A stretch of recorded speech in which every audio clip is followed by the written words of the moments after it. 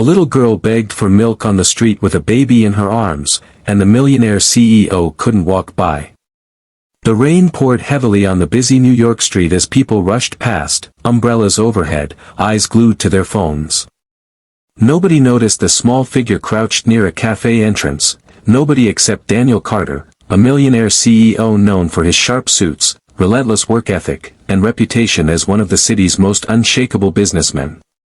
He wasn't the type of man to stop for street noise. But this time, he froze. A little girl, no older than 8, sat on the wet pavement, clutching a bundled baby in her arms. Her lips were trembling from the cold, but her voice, though weak, repeated the same plea to each passerby, "Please, milk for my brother. He's hungry." Most people didn't even glance at her. A few shook their heads in annoyance, assuming it was another scam. But Daniel's eyes locked on her, and for the first time in years, his chest tightened in a way he couldn't explain. Daniel had grown up poor himself, raised by a single mother who often skipped meals to feed him. He had promised himself he'd never be that vulnerable again, which drove him to build an empire. But success had also hardened him. He rarely stopped to feel. Yet looking at this fragile little girl, with her oversized sweater soaked through and her brother's tiny hand clinging to her, something inside him cracked. He knelt down, ignoring the curious glances from strangers. "Hey," he said softly, his voice gentler than he thought possible. "What's your name?" The girl blinked up, cautious but desperate. "Lila," she whispered. "This is my brother, Max. He hasn't eaten since yesterday. I don't want money, just milk." Her honesty pierced him. He could have tossed her a bill and walked away, something that would ease his conscience without slowing down his schedule. But he didn't. Instead, he extended his hand. "Come with me." Daniel led her into the cafe nearby. The warmth of the place contrasted sharply with the freezing street, and the smell of fresh pastries made Max whimper from hunger. Customers turned, whispering when they saw the powerful CEO with a drenched child, but Daniel ignored them.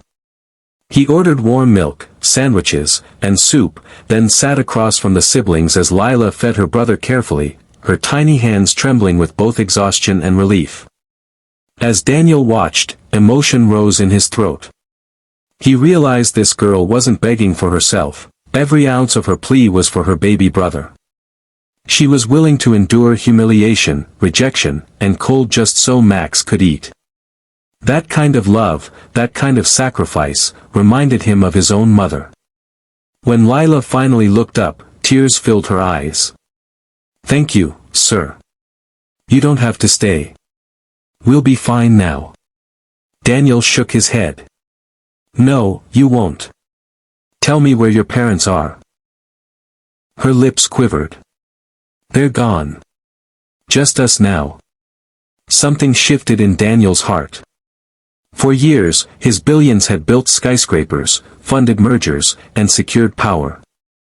But at that table, he realized true wealth wasn't in money, it was in protecting innocence, in lifting someone who had nothing left. By the end of the evening, Daniel had arranged for shelter, medical care, and schooling for Lila and Max. But more than that, he began visiting them, slowly stepping into the role of guardian. His life, once consumed by boardrooms and profit margins, now found meaning in bedtime stories, shared meals, and laughter he hadn't heard in decades. That rainy night had started as another walk down Wall Street. But it ended as the night a hardened CEO rediscovered his humanity through a little girl's plea for milk. Because sometimes, the smallest voices carry the greatest power, to remind us that kindness is the true measure of success.